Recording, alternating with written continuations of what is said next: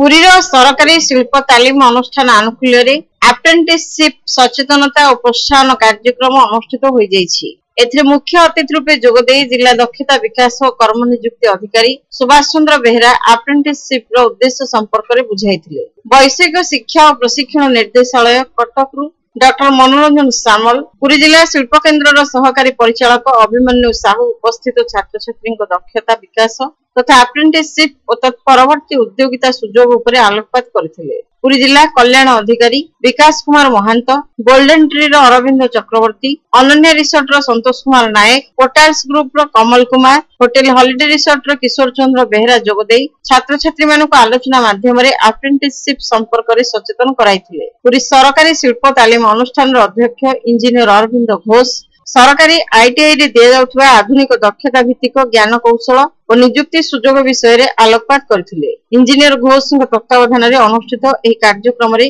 शताधिक छात्र छात्री अंशग्रहण करथिले। कार्यक्रम परिचालना करथिले अप्रेंटिसशिप अधिकारी तापस कुमार खिलार।